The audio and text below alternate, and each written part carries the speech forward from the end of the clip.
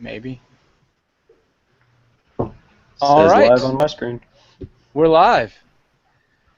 Welcome to session number 2 of the Overland Roundtable. And let's go ahead and introduce everybody here. I'm going to run down and just give everybody a chance to introduce themselves again. First, in the farthest time zone for me is Alex Garner in Australia. How are you doing tonight? This morning? Yeah, this morning for me. Very good, thanks. How are you, Dan? I'm doing great, doing great. It's been a very productive weekend, but we'll talk about that probably later. We also have Brandon Libby. How you doing tonight, Brandon? Doing well. How are you? Doing excellent. And Jason Speck from Mountain State Overland. Hey, Dan. How's it going? Excellent, excellent. And Taylor Adney from the Overland Adventures, trying not to get blown over by the tornadoes this weekend. That's right. It came close. That's good. Didn't get you. And so now we've got our guest panelists. Ben, you want to introduce yourself a little bit? Yeah, so I'm Ben Barwaltis, running Rocky Mountain Overland out here in Colorado. And just a good group of guys getting out and bringing the Overland philosophy to Colorado. So it's been a good time. Excellent. And our last guest panelist is Matt Frick. How you doing tonight? Great. How you doing? Doing well. How about you give yourself a little bit of an introduction? I know if somebody's listened to the 4x4 podcast, they may have heard your voice before, but we want to make sure everybody's familiar with who you are and what you bring to this discussion.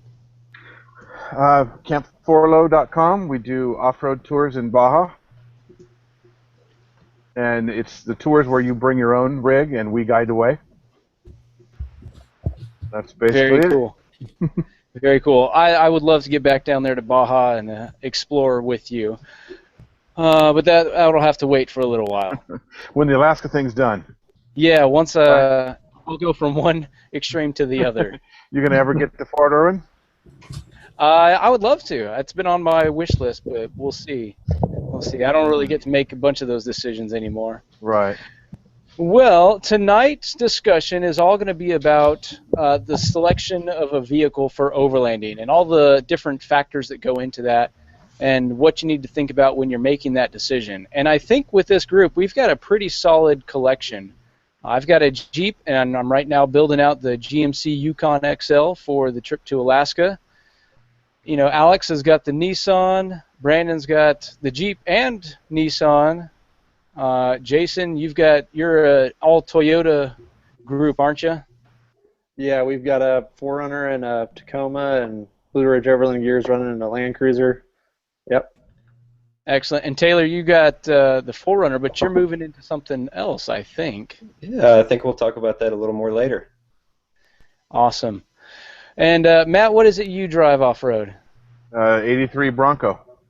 There we go. And Ben, what is it you've got now? Yeah, so I'm running a Rubicon, a JK, but within our group we've got everything, all the Toyotas from FJ40s to modern 4Runners, the Jeeps, Nissans, pretty much Pinzgauers. So we've got a cross-section about everything that we're running with. Very cool. Well, Brandon, I'll let you start off. I saw earlier you had shared an article from Overland Journal about the pickups versus SUV discussion, the wagon or the pickup truck. So you want to lead into that a little bit, and that'll kind of start us off on the discussion? Yeah, sure. Well, they were trying to just kind of juxtapose the two platforms and kind of cover things like security and cargo capacity and things of that nature. Obviously, those are pretty important things to consider.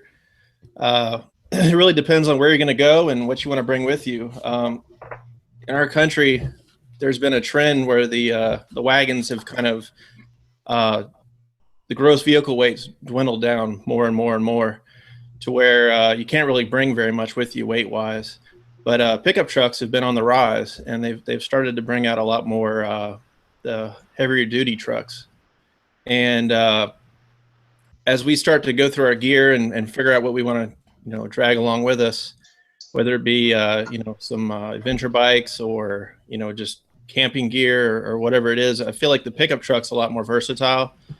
The wagon's more comfortable. It's probably a better daily driver, but all around, I think the pickup really is the kind of the Swiss Army knife of the off-road world, especially in overlanding. Yeah, and I think the thing that jumped out to me the most was the fact that the pickup truck used to be all utilitarian, but now anymore, you've got all the same creature comforts as you would in a SUV or a wagon. Oh yeah, leather, GPS, heated everything, power everything. But they've definitely gotten a lot more luxurious over the years. I think it started with the the 3500s, because a lot more people were driving those long distance and towing toy haulers and things of that nature. And a lot of them were older people. And I think to get them in the trucks, they had to kind of, spice them up a little bit. And then they of course, they carry the 1500s, the quarter tons, or for, I guess, people who don't really have a lot of stuff to drag around. They just kind of need a pickup for their day-to-day lives. But even those, I mean, the cargo capacity is not super. I mean, I guess the biggest thing is most folks don't factor in their own weight, meaning the passengers themselves. I mean, you get two good-sized guys, that's 400 pounds. 400 pounds. Yep. Yeah. And if you've got an 860-pound cargo capacity, you've already cut it in half with two passengers, and you want to put a fridge, drawers, all your cooking stuff, and the bull bars and the winches, and by the time you do all that, you're way overweight. And you haven't even loaded any of your gear in at that point. Yeah, and it seems like pickups are making a lot more sense now, and like you said, they're a lot more comfortable than they used to be, and you can get anything from extended cab to a four-door. I know I guess Toyota's not doing the extended cab anymore, or the standard cab, excuse me. Yeah, they've completely killed off the standard cab. Yeah, so I mean, in the larger trucks you can get away with it, but then you start to run into issues where you can carry more weight, but can you get on the trails you want to go onto? Do you have the departure angles you need with that longer bed? And as they get more civilized, they start to get bulkier, more plastic bumpers, which make them a little less off-road capable. But of course, there's solutions to that stuff as well, through at the aftermarket. Absolutely. So, Alex, you've got the Nissan Patrol. Have you gone through any other vehicles before you came to that decision? Only another Nissan Patrol, a much earlier version of it. And I've always been a wagon sort of guy. The first Patrol I had for a very different purpose. I was pretty young then, and it was just a bit of a weekend toy.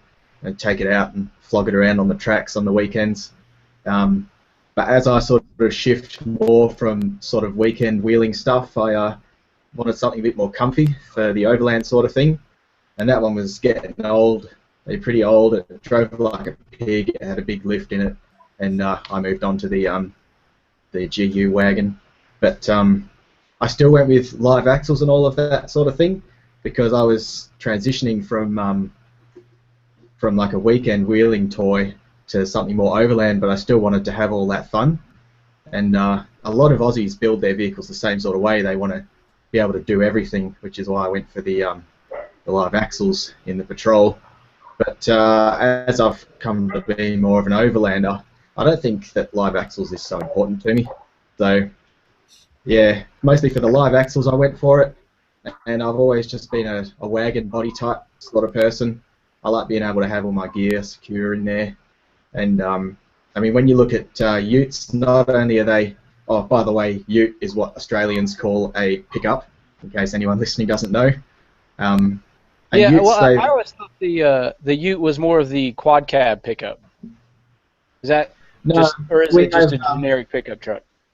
Just anything basically that has a pickup or a tray or well body is a ute. So whether it's a single or dual cab or cab chassis, anything like that. So yeah, security is something, and like I couldn't just chunk all my gear in the back of a ute. I'd have to have a canopy to sort of keep it all dry. And even then, like I've put canopies on utes before, and you see them come back from 2 weeks in the desert and they've still got full of dust and water. They're not designed to be sealed up, and so they're never going to keep all that dust and that water out. And that's really been my concern with the pickups, just keeping the bed clean enough to store gear. We were in Death Valley 4 weeks ago, we had a Tacoma with us, and he just, everything was caked with dust every day. Yeah, it would drive me nuts. I'm a bit of a clean freak sort of person, I guess. So, I mean, they're great in that if you go for a wagon, you've got all these interior panels and things sort of protruding, kind of invades your storage space a bit. So having like a flatbed or something you could build your own setup around, it gives you a bit more of a home for everything, I suppose. Yeah, that is something I've noticed is very popular in Australia, is the flatbed setup for the back. Because essentially everything that hangs down below the bottom of the interior of the bed is just body panel that's waiting to get hung up and ripped to shreds. I think there's been some companies that tried to put that space to good use, and they put like a little a toolbox or something down there, but same thing happens. You've got dust and stuff encroaching in the area, and they get dinged up and torn up so bad you can't use it. So. And I do like, seeing what the Aussies are doing with some of the trucks that you're saying, the building out that back end and stuff. It looks very interesting. It's something we don't see in the U.S. hardly ever.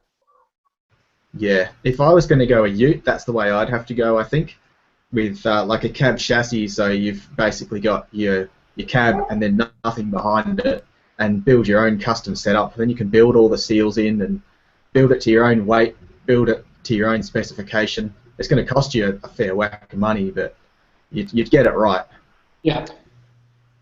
For sure. We saw that. We talked about that on the 4x4 podcast. Is the Chevy Colorado is coming with the truck bed delete option, but by removing the bed from the factory, you actually only save $300. You could buy it with the bed on it and sell it off as scrap metal for more than that. So I think it's going to be a while till that trend catches on here in the United States. Yeah. You want something bigger, the full-size trucks, especially if you want to get the what do they call them? Not commercial grade, but like the contractor trucks. You can usually get those without a bed as well. Actually, you can get the some of the bigger ones like that too. What are they, like the 550s and stuff like that? Mm-hmm. Yeah, that's true. That's true. Because those typically have, they'll have attachments for tow trucks or, or service any beds number or of whatever. other things. Yeah, or big steel flatbed. Yeah, Well, go ahead. I'm sorry. a lot of it really depends on where you are. Yep. Coming from size. Like in Colorado, no one's going to go out in a full size. You're going to see a Tacoma, the Colorado, something like that, but a 1500 is just too big for the trails out here.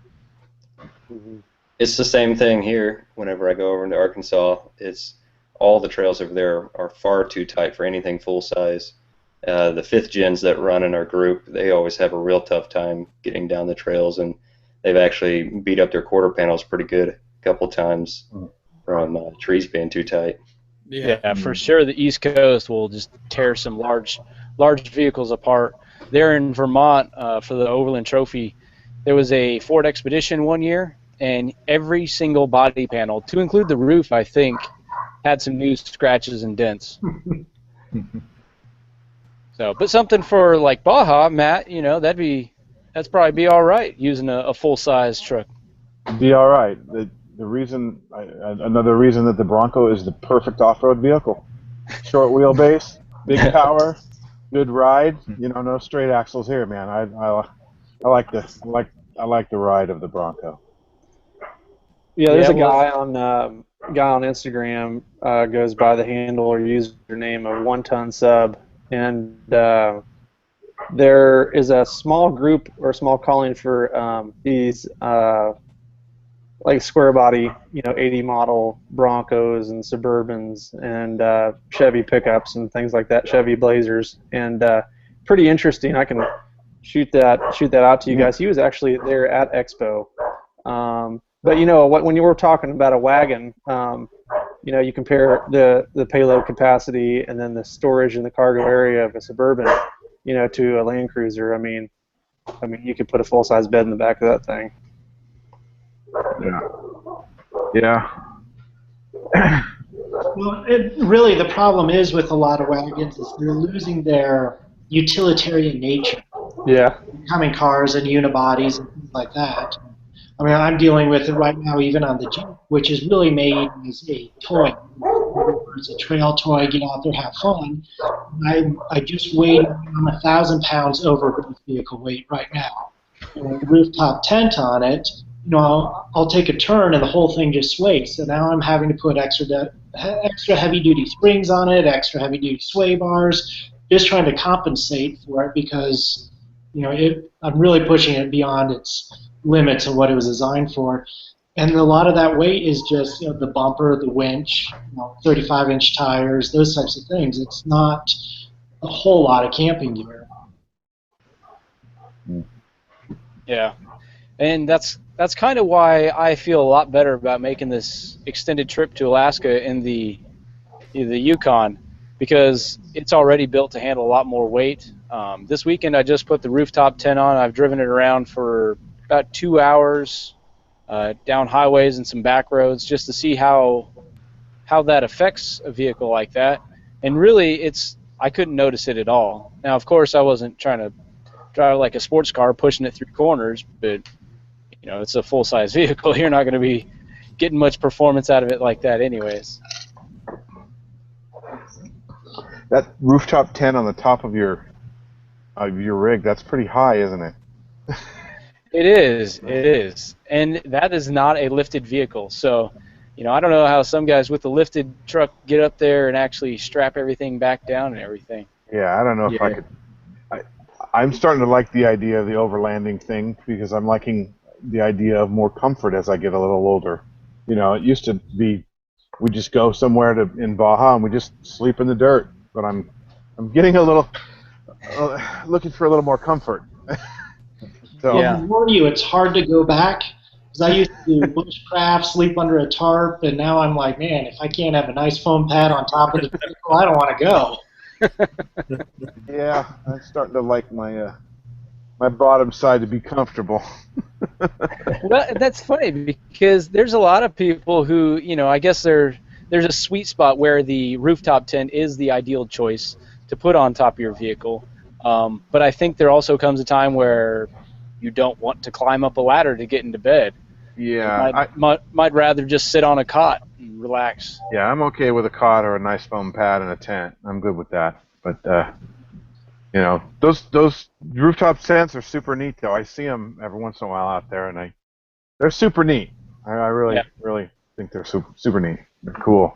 Well, and if your wife isn't going to go with you, get a rooftop tent because I know mine loves it. I mean, when I don't have them. They take it out, and she just wants to show it off to her friends. Yeah, I don't have one of those. My wife's like, I don't want to climb a ladder in the middle of the night when I got to pee. Yeah.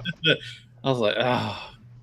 Yeah, my wife's like, I don't want to be down in the dirt with the dingoes when I got to pee, is what she reckons. Well, Alex, you've got all kinds of critters trying to get after you all the day and night, so dingoes. Good choice. Too right, yeah. I've definitely got a love-hate relationship with that tent. I just, like you said, Dan, like the car is that high. I had to buy a ladder extension for my tent because the ladder didn't reach the ground anymore. And it's so hard to pack that thing up. I still want one. Because I've got a full rack, I just climb up on the rack and do everything I need to right from the top, which is great. Yeah.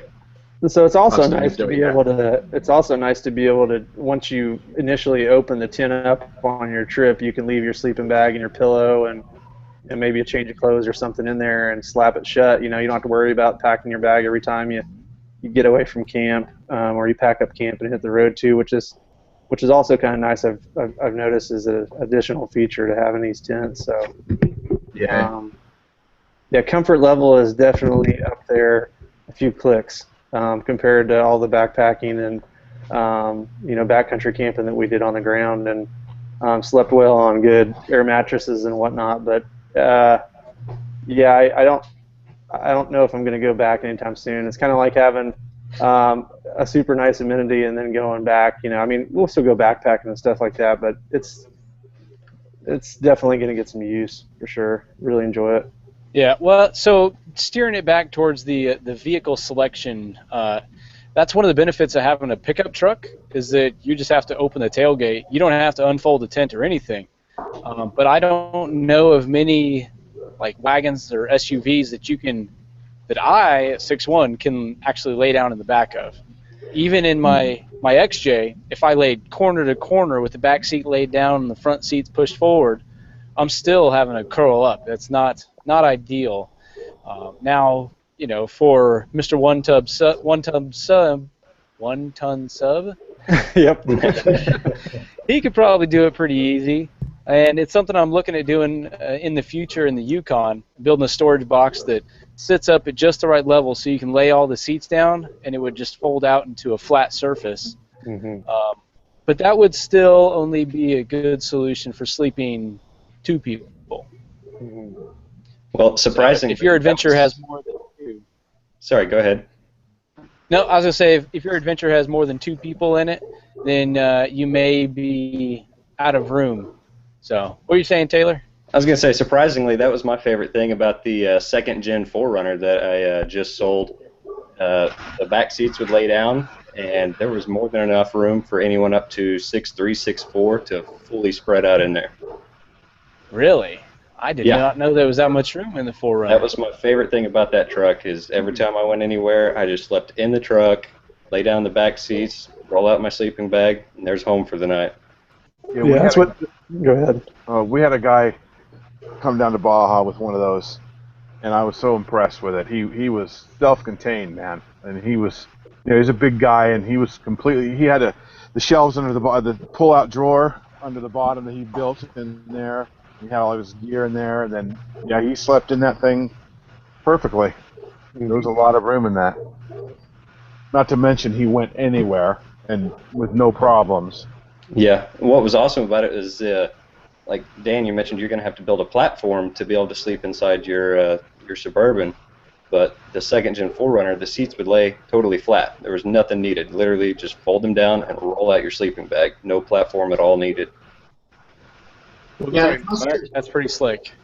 it must have shrunk it because I had a couple third gens, and there was no way I was fitting in the back of that. Mm-hmm. Yeah, we've got a third gen in our group, and he doesn't sleep in his either. But I don't know why, but I could fit perfectly in mine, and I'm 6 foot, and I still had a couple inches of wiggle room. Yeah, Jeremy's the same way.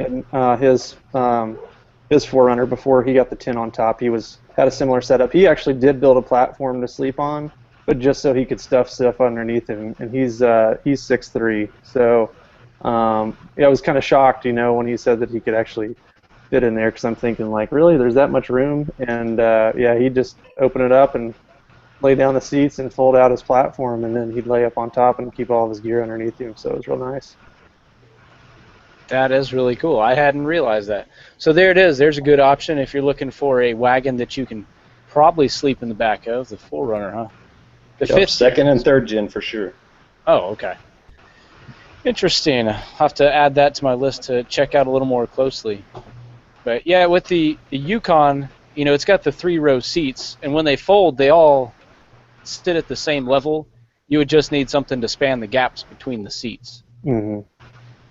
So, and that's perfect. It'll give me a spot to store some stuff in some drawers in the back anyways. I've got a Honda Element that does that. How's that doing? There's some minor not for it. Yeah, it does well. I've taken it to Baja, but it gets eaten up in the washboard stuff. And it's funny you mentioned that, because there was somebody else who I was hoping to get on here tonight.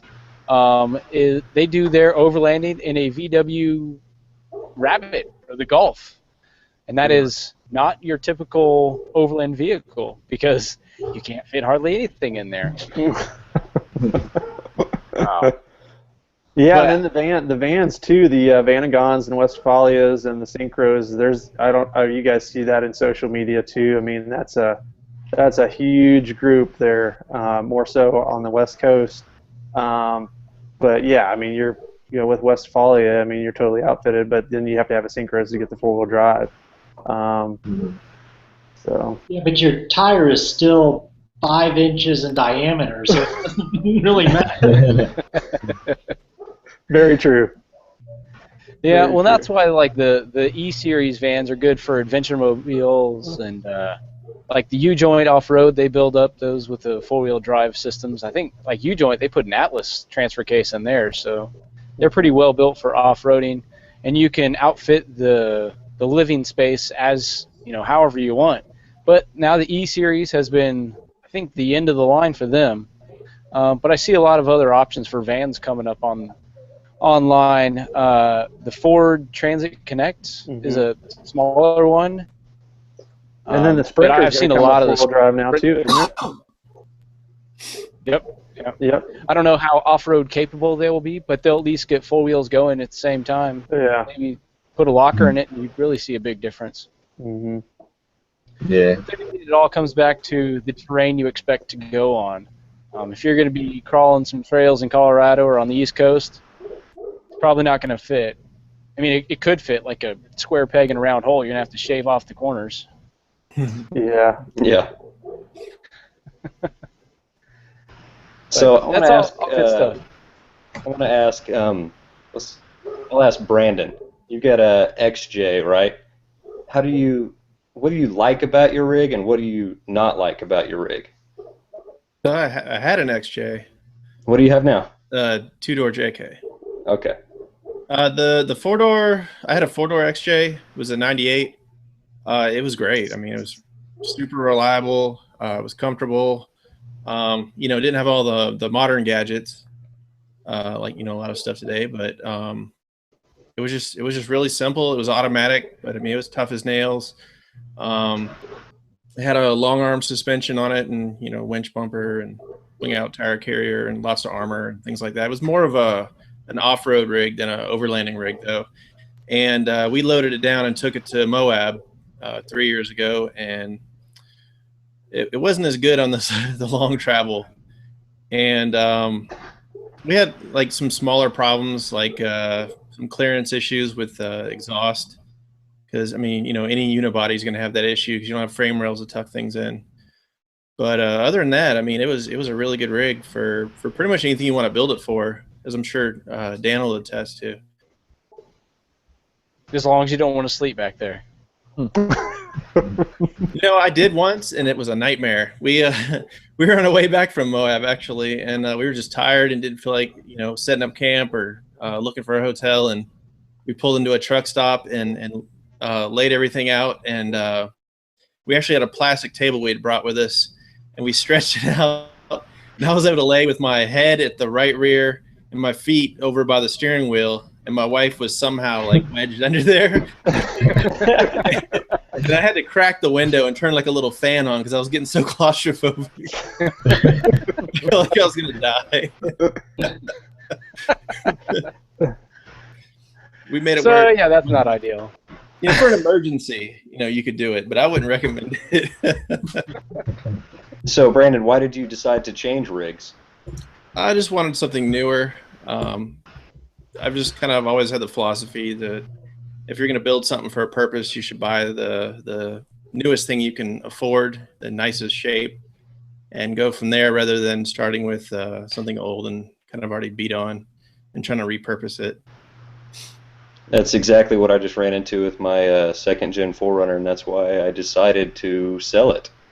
Because I came to a crossroads where I was like, do I need to put more money into it, keep building it, and keep working on it? It seemed like I was in the garage working on it every day, because it's 22 years old, and do I keep putting money into it, or do I sell it, save my pennies for a little while, and buy something newer, more reliable, more comfortable, and just overall better? Yeah, I feel like the earlier stuff, you start out buying what you can afford at the time, and then you just you don't mind tinkering with it. But, as you grow out of that, you kind of want something you can depend on every day. And a lot of times we end up using our rigs for more than one purpose. So, I mean, I know some people can afford to buy something new and nice and build it up and leave it in the garage until that 1 week in a month they get to go out. But most of us have to drive and live with our rigs every day, and they've got to do multiple different jobs, and our spouses have to drive them, and it just, you don't want to be thinking about like, I hope she makes it, because I remember I had that one little leak that was starting to get a little bigger. Dude, you're describing exactly what my life was with the second thing. Every time my wife drove it, I was just like, fingers crossed, please don't break down. Yeah, you never hear that of it. and you're exactly right. I started off with that one because it's what I could afford at the time. I paid $1,800 for the truck, and then I put another $2 or $3 grand in it to get it up and running. Took care of all the maintenance, tires, small lift, and got it to where I wanted it. And then realized, even after all this work, I'm still not happy with this thing. It still needed a lot more work. So I was like, I'm just gonna cut my losses, sell it for what I have in it, and move on to something better. Mm-hmm. Yeah, that's kind of what I'm facing with my XJ. It is like Brandon mentioned, it's a great wheeler. It even does great for every daily driver duties, just getting me to and from work. But if I'm going to have to stuff the entire family in there, my wife and 3 kids crammed in on that back seat, and the dog either goes or doesn't go, but either way, the 3 kids crammed back there. It's not a happy experience. So I've gone back and forth a lot and I imagine here in the next few years, I'll probably end up letting the XJ go, and it's going to break my heart. But it's something that probably just needs to be done. But I don't know what I'm going to go to. I may secretly be hoping that my wife wants something else, and I'll just take over the Yukon, maybe do a solid axle swap on the front end.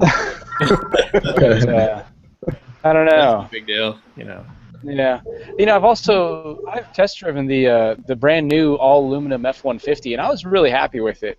It's got a lot of leg room in the back, so I know the kids would be happy back there. And it's overall wider than the XJ, so they could sit 3 in a row and be okay. They wouldn't be super happy like they are now. Everybody's got their own captain's chair and a rear bench seat, but they're just kids. They'll get over that. DVD player. Yeah, and the DVD player is built in. Well, the good news is you could, with F-150, you could always tow the XJ around if you decided to hang on to it. Yeah. If you wanted to take it to the trailhead, if you went down to Moab, it would be nicer to tow your rig than it would be to drive there. Yep, and that's actually what I've done before. The Suburban was the forerunner to the Yukon, and we'd put the Jeep on the flatbed trailer and haul it around. I think Jason. You still alive over there, Jason? I think he ran off to kill some dogs. The dog's coming after him, I guess. Sounds like he's got a bit of chokehold. But, the XJ, like you said, it was great for just wheeling around and just taking care of little trail duties, but long haul, 35-inch mud tires was rough. Yeah. They're definitely not made for that. We make them do it, but it's not ideal. Yeah. You think about how much it takes to get it to that point, too.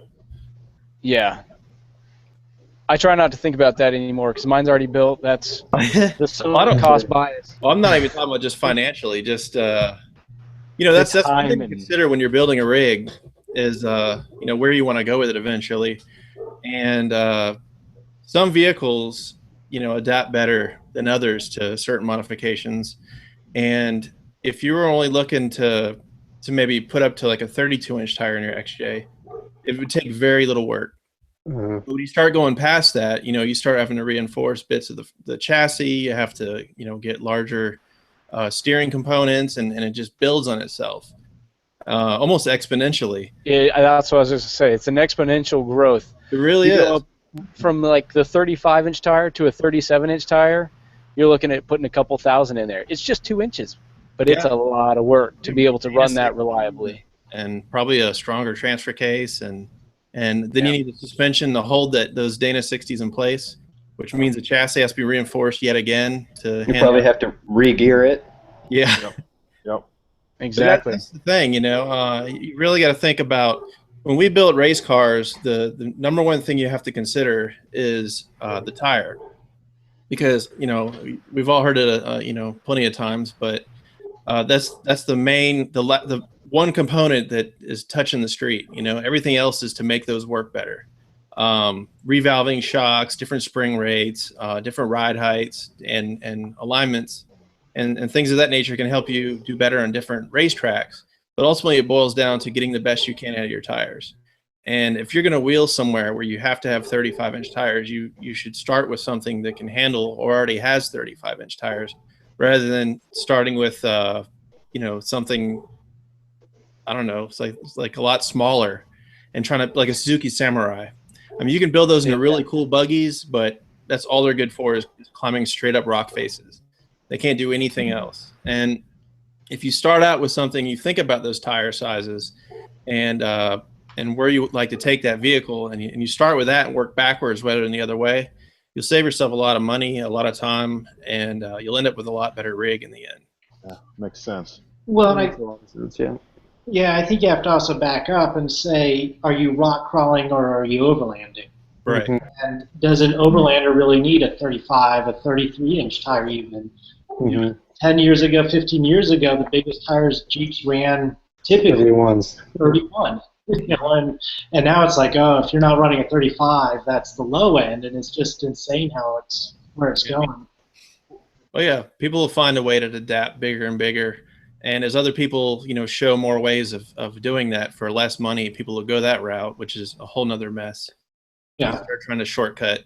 But, like you said, 35s are pretty much, they're really more of a last-ditch effort to get up those last couple of trails for an overlander. There's not very many places that you're going to actually overland with 35-inch tires as a necessity. Yeah.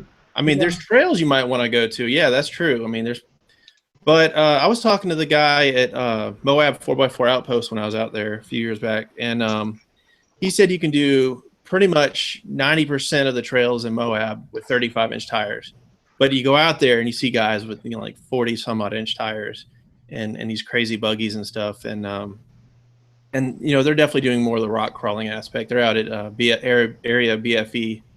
And just trying crazy lines and stuff like that, but they don't even have to take those lines. I mean, if they had a lesser rig, they could still take the same routes, just different lines, and that's what it comes to is kind of your own experience driving. How well you can traverse the different terrains without needing all this extra equipment. And you see certain guys with nearly stock rigs going places where you're like, I can't believe you just came through there.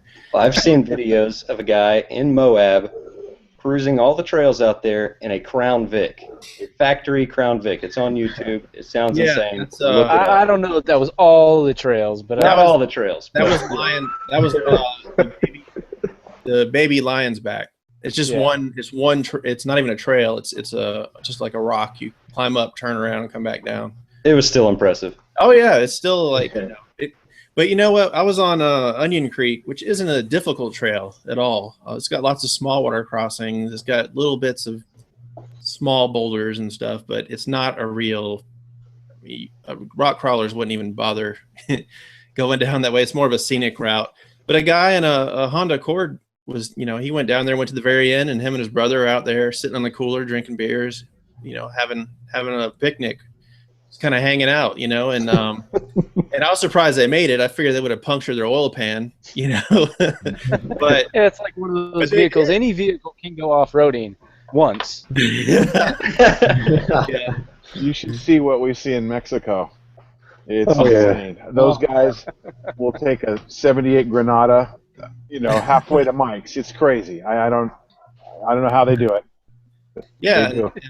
But and along the line, I always get disappointed. We get new members in our group, and they are like, "Oh, I've got a Tacoma, but it needs to be fully armored before I go out." And it's like, get out, figure out what you need. Do you really need all this stuff? And they got it in their mind. Oh, I have to have this before I can go on a dirt road. Take it out, do the damage, and repair it later with better bits. I mean, if Oh, you're going to be, your first trip down off-roading, your first trip's going to be trying to do 55 miles an hour down some trail you've never been on, then you better armor it. But if you're using good judgment, then, most of the stuff is just common sense, and if you got good people with you that know what they're doing and they respect their rides, you can follow their lines. They'll help you along. Yeah. And a lot of it's just driver skill. I mean, we put a lot of into building our rigs up, but it all falls back to driver skill, because you'll see people in the most built up rigs, upside down on trails. And clearly they got that way from the way they were driving. Yeah, some of the routes that we have and that we've traveled and we've built, and then we're turning around and then sharing with people. We'll get people emailing us and asking us, I've got a stock F-150 or I've got a Jeep Liberty. There was a Jeep Liberty group that went out not too long ago, and like, oh, can we go out there? I've got this size tire, that type of stuff. I mean, all of the routes we design are specifically for taking a very capable stock vehicle. So I think that's what it kind of comes down to, is people don't know what the potential of that vehicle is first, and they need to experience that before they try to go out and do anything else. Yeah, absolutely. It's a shame. Yeah, that's one. Go ahead. My first 4Runner I got, I didn't know anything, and I took it totally stock to array and did stuff, and people looked and said, "How'd you get that back here?" And I said, "Well, no one said I couldn't." It was not beyond the capabilities of the vehicle. It was all mental. Yeah. Yeah. That's what I was saying was that, if somebody's going to spend money for their very first upgrade, I always recommend that they go get some driver training. Learn from somebody who can actually teach you how to drive correctly, how to do those Band-Aid repairs, because that's what's going to get you back. You're not going to have every tool and every part that you need for anything that can go wrong. What you need to know is how the system works and how that you can patch it back together and get home and then rebuild and improve that component that broke. Yep. How to use a skimboard for a high lift jack. Yeah, like those guys on that Alaska off-road challenge thing that was on Discovery. There was the guys in the third-gen 4Runner, that black third-gen. Did you guys watch that show? I watched some of it. I bailed after I couldn't get past the cheese. I watched it all. There was some guys in a brother and sister in a third-gen black 4Runner. It was pretty sharp. And it was a second gen. Second gen, okay. So they got stuck one time, and he pulled out, like, he took all the gear out of the back of his truck and pulled out a sheet of plywood, and then put the sheet of plywood down so that he could get traction to go out. And I was thinking, man, he could have probably just cut it into strips and been completely fine. But yeah, I mean, improvise where you can, instead of spending $300, $400 on traction pads and stuff like that. But I actually liked that show. You guys didn't like that show? I kind of like the drama of it a little bit. I enjoyed it. I don't have cable. Yeah. There's that too.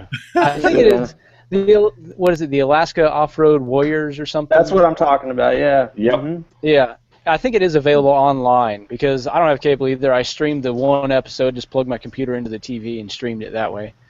But yeah, there was a lot of, I mean, I got it. They're trying to pay the bills for the TV show and everything too, because there were some breakdowns where if you didn't have the parts, you're not recovering.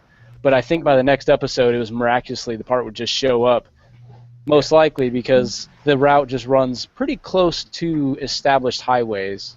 And just like that, in one of the last episodes, I can't remember his name now, but he had his Land Rover broke down, and then all of a sudden he had a new one. Yeah. Oh yeah. Yeah. Sounds like Top Gear when I used to follow him with the Volkswagen Beetle. Yeah, I mean, just stock vehicle. If you need a bumper, a winch bumper for it, or a plate bumper, something like that, see what you can do with what you got. I mean, it got to that point for us where, through the first season we were like going places. Well, it might be better to have a better approach or something like that to some of these trails and stuff, even though they're not super technical. But so that's what took us to that level. But yeah, I mean, we went for a whole year traveling, 600 miles of overland routes that we mapped, and we were doing it in a stock, well, I had a little bit of lift on my pickup by then, but the 4Runner was completely stocked and sagged out with 160,000 miles on it. So, basically break even. So yeah, and then Jeremy goes and puts a lift on it, and then it's back to stock height. So, and that's something too. That's something interesting to talk about. I don't know if we want to talk about it now, but so you don't see a lot of lifted vehicles in Australia. I mean, they're lifted to the sense to be able to carry heavier payloads, but you're not seeing anything over 2 inches or anything like that over there. So Alex, correct me if I'm wrong, but I know there's some legal issues that actually keep them limited to something. Yeah, the legal lift, 2 inches. That's generally across the country. 2 inches into your suspension and 2-inch bigger tyres. So in my patrol, that's all right. I'm on 33s, and they come out with a 31-inch tyre on them. So I'm good with my tyres, but let's hope no cops are listening. The patrol is actually a 3-inch lift. Just air down. But yeah, just air down a bit. Anything above 2 inches, you've got to have an engineer do a report on and get a compliance plate and everything done for it. So, I mean, if you're going to go above 2 inches, you're probably going to go for more like 5 or 6 and have a weekend toy or something. It's it costs as much as the lift to actually get an engineer to look at the thing. Honestly, a little more regulation like that here in the States wouldn't be a bad idea, because I've seen some stuff that is There's scary. some scary stuff on the road. Up and down in Baja, there's a lot of that. There was that F-150 driving around here in Alabama, and he had, I think there were 54-inch tires on it. It had stock axles. Where were the fenders at? And it had blocks. It had lift blocks built up in the back axle. Oh my gosh! They were like sounds deadly. all stacked up. I was like, "This is crazy." You had multiple lift blocks? Oh yeah, they were stacked up nice. Even better. Oh. Maybe that kid never played with Legos. You go around a turn and then. That was not going to end well. No. Yeah. Well, you know, So Taylor, Yep. Taylor, I want to know what you're going to do now that you've got rid of the 4Runner. What's going through your mind for your new vehicle selection? Man, I've been waiting on one of you guys to ask. Well, took a few trips in the second gen and had a lot of fun in it. Learned a lot of things, explored a lot of country, but it like I said earlier, it still needed a lot of work. It wasn't, up to my standards of reliability or comfort, and I just decided to go ahead and cut my losses on it and move into something that's going to be more comfortable for daily driving, because whatever rig I purchase is going to have to do double duty, and be comfortable for my family to come along with me too. I've got a fiance and 2 kids, and I want to take them with me, and where we normally go is 2 or 3 hours away, so we want to be comfortable on the way over there, on the trail, and on the way back. So, Not a Bronco. no, not a Bronco. I'm thinking Suburban. Well, I thought about, what did I like and what did I not like about the 4Runner. I came up with a list of things. It didn't have air conditioner, so I'm comfortable on long trips. It had a severe lack of power. That 3-point slow was horrible. If you're going to ever buy a second gen, make sure it has the 22RE, please.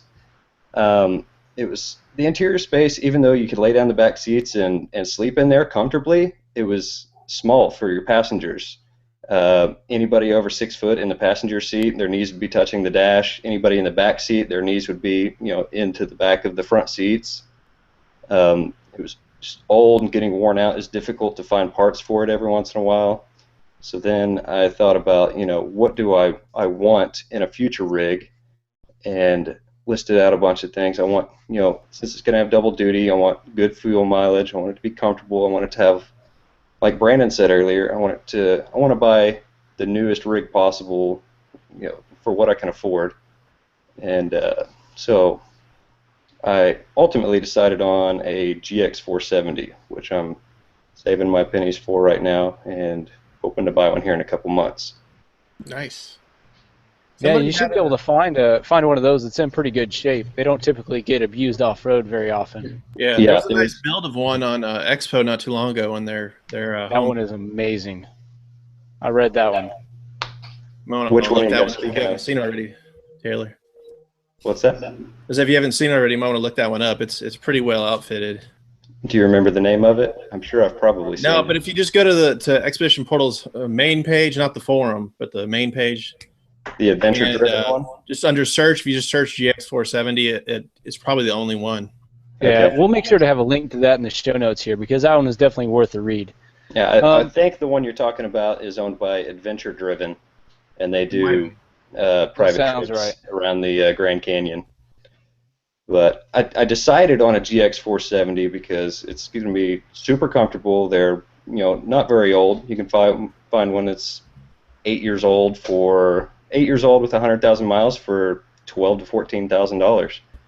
And what really attracted me to them, because at first I considered a 4th gen 4Runner or a Tacoma like Jason has, and I decided, or I was considering those two, and then a friend of mine educated me on the GX470 because I knew nothing about them. A friend of mine educated me on them, and I learned from him that they share the Prado 120 platform, which is also the 4th gen 4Runner, and the FJ Cruiser platform.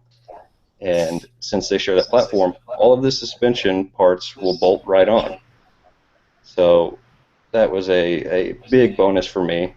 And there's decent aftermarket support for them.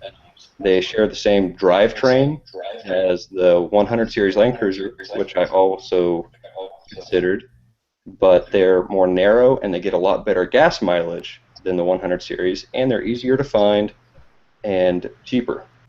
So all of those things together led me to the GX470. And another thing I really liked about it was the third row seating. So when my boys get a little bit older, they'll be able to both bring a friend along, and we'll all be able to ride comfortably. That's a good choice. Now, the one thing I guess we haven't talked about is because, this is an overlanding discussion, and we all have a home base that we maintain. But there is a segment of the overlanding crowd where they are permanently on the road, and there is no home base. And for something like that, I would definitely look at using a larger, something like one of the global expedition vehicles. That's a larger, platform, and then it's got the full living suite in the back section. Have you guys seen those? Yeah. Absolutely. Quick shout out to a friend of mine, Mark at Global Expedition Vehicles. No, no way. Yeah. I'm looking at going down there to see some of their stuff here soon. Yeah, I think he's right in between the two of us. Oh, we may have to work a meeting. Yeah, before you head off to Alaska anyway. I am looking at We're going trying down to there get- here at the end of May. Yeah, we're trying to get Mark to join one of his customers up in Vermont, actually. I think she has a Unimog, and we're trying to get her to come down and be part of one of the episodes. So Mark's a super guy, and the thing about everybody balks at the price point of a global expedition vehicle, but if you're really gonna travel the world, or you're gonna spend full time traveling and working out of your vehicle, if you're even working or you just sold everything. I mean, in most cases, you're going to sell your house to do that. So, and you're going to sell off a lot of your assets and things like that to go. So you can totally justify doing it if you make that decision and that life change to go out and do it. Then a $250,000 sounds much more affordable. You know what I'm saying? So, and that's what a lot of people look at them. I mean, if you've got one and you've got a Quonset or a shed and it's just sitting in there, then you've just got too much money probably. But if you're gonna get rid of your home place and stuff like that, then you can totally justify spending that. And when you're traveling like that, comfort is probably going to be your number one priority. You're going to want to, since that's going to be your house, you're going to want to be comfortable in it, and you're going to want to have a lot of space, which those kind of vehicles offer. Yeah. Yeah, and so just down at Expo, our neighbors down a couple of vehicles. We're a French couple. They are taking a year traveling the world. Started in Paris, went up through the stands, through Russia, down to China, shipped their vehicle to Argentina, and made it up to Expo. And they're doing it all in a Defender 110. And they said their expectation was that they would be living outside the vehicle 80%, 90% of the time. And they said the reality is it's only about 50% of the time. So, like at Expo, they had a full pop-up camper on the top and things, and it was a nice setup. And 50% of the time they're in their vehicle because of weather or whatever. They liked their size. They thought it was good, and it did everything they needed it to do. But that's something just to keep in mind that rooftop tent traveling around the world probably isn't the right solution. Yeah, and I agree with you there 100%. I mean, I think we'd all like to think that we could outfit a vehicle and travel the world with it, out of a dream or a passion that we have to get there to do that. But I think doing that comfortably with a family, and dogs, if you've got dogs and stuff like that too. I mean, equipping it for multi-day travel in the States is more practical, or even going to Central America or something like that may seem legit, but talking about putting it on a ship and in a container and going somewhere, I mean, yeah. It's a different world. You move into the big leagues at that point. Yeah. Dan, I ran into a guy in Mexico, south of Mulahey, a couple years ago. I just sent a picture on your Facebook. Okay. I don't know if you can share that somehow, but I just put it on your Facebook. I don't know. You were talking about the global vehicle. This guy is the global vehicle. It's insane. It's just huge. So I don't know if you can share that with these guys somehow. I don't know. I'll figure it out. I'll play with it here a little bit. Okay. But that's exactly what we're talking about, where it's got a hard side box on the back. Yeah, it's man, huge. that one that you've got, it looks like those are actually could double as rub rails if you're getting them up against a tree or something. That looks pretty stout. Yeah. Yeah, those global expedition vehicles and the things like them are outstanding. So I'm looking forward to paying Mark a visit and checking out those down there, just so I can drool on everything. Hopefully he doesn't mind. Definitely. He's definitely a super enthusiastic guy, as Taylor can agree. I've talked to him on the phone, and he's super awesome. So, yeah, I'll be looking forward to hearing what comes out of that. Yeah. Does anybody follow Desk to Glory on Instagram? Yes. Those guys, Yes. I cannot believe their vehicle choice, honestly. The extended cab, 89 to 95, I'm not sure which year it is, it's in there somewhere, Toyota pickup. Yeah. They're traveling all over South America in that tiny pickup. But I think some of it is what you get used to. Mm-hmm. If that's what you got, you adapt to it, and that works. Yeah, I think it's awesome personally. I mean, huge props to them for not needing a huge, fully kitted rig to go do something like that. Yeah, well, I will say Cruising Nomads was next to us as well at Expo, and just being able to get inside, I mean, as we're all huddled around a propane fire, we could see them in there enjoying a nice cup of coffee and staying warm.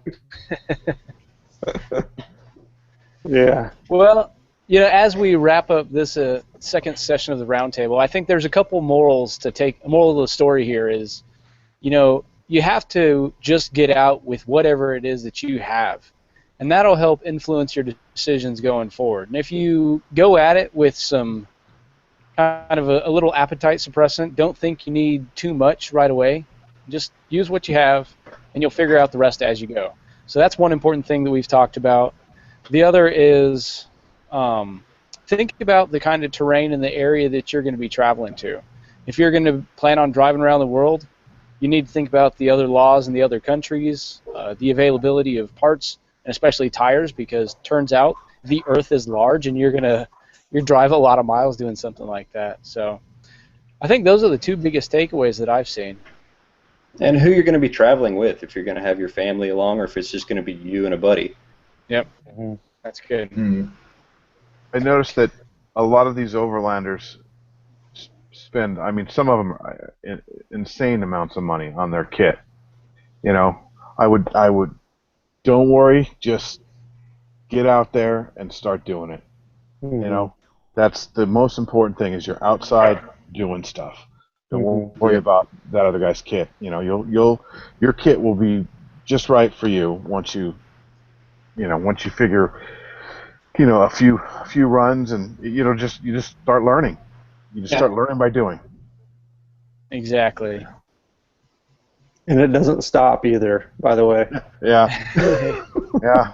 It doesn't stop. Everyone's been going for 5 years. Yeah, exactly. Never stop learning. Well, guys, I think we're going to wrap this up, and we'll give everybody a chance to say where they can be found on the internet. So, Matt, we'll start with you, then jump to Ben, and we'll go through the regular crew minus Brandon. I'll have to speak for him because apparently the internet ate Brandon. So, Matt, where can we go to find more about you? Camp4low.com. And that's the number 4 and LO. Just like 4low.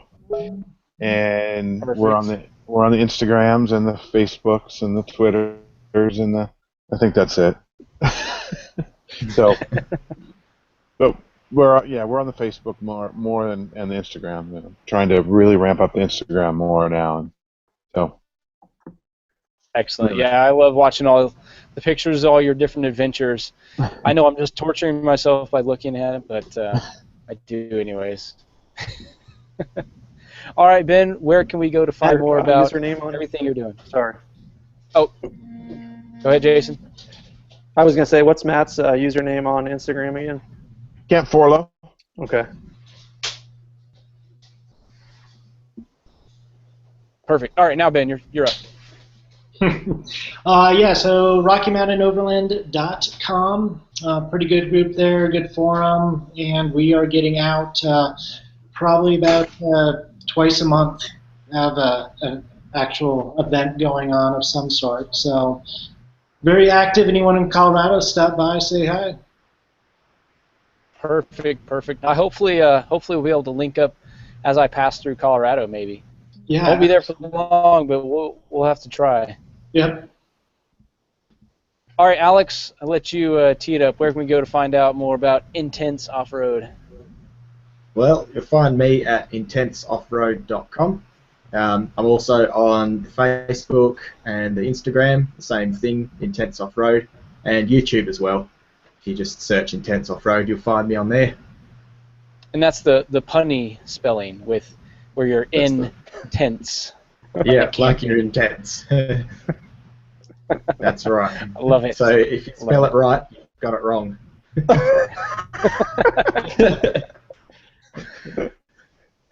All right, Brandon, since we got you back, we'll let you give all your contact information I think before the internet's getting again. tired. We're starting to push our luck. Are we breaking the internet? Might be. It's storming here. I don't know about where you guys are. I don't know. I'm stuck in a basement with concrete walls. I'm good to go. All right, tornado shelter. All right, well, my name's Brandon Libby, and pretty much if you search for me in any of the major social media sites, under that name you'll find me, as well as Expedition Portal under the same name. I don't have any fancy code names or anything. We'll get you one. We'll get you what you need. Sign. We'll talk about that on a future show too. All right. All right, Jason, you're up. Jason with Mountain State Overland. You can find us at mountainstateoverland.com, and then we're on Instagram for MS Overland, and then we have a UFace account. Well, Facebook, I guess. That's just what we call it. Account? But we've got a Facebook account and YouTube channel, Google Plus, all that stuff too. So mountainstateoverland.com is our landing page for pretty much all of that. So, yeah. Perfect. All right, Taylor, you're up. The Overland Adventures, we can be found on Instagram, all one word, The Overland Adventures. That's where we're most active. And also, we just got on Facebook and YouTube. You can watch our videos. And we're soon to have a website, but we'll let you know when that's up. Right on. And I am Dan Cole, your moderator for the Overland Roundtable and host of the 4x4 podcast. And thanks, everybody, for joining us. If you are listening, just head over to the overlandroundtable.com. Find links to everything that we've discussed here. You can share it with all your friends. And thanks for joining us, guys. And we'll talk to y'all later. Thank you, Dan. Thanks, Dan. Thank you. See you guys later. See ya. See ya. See ya. Seacrest out. All right, we're good to go. Starting to push our luck here. The internet's going wonky. Yeah, it is on all of us, obviously. It's getting a little tired. It still says live on my screen. Yeah, same.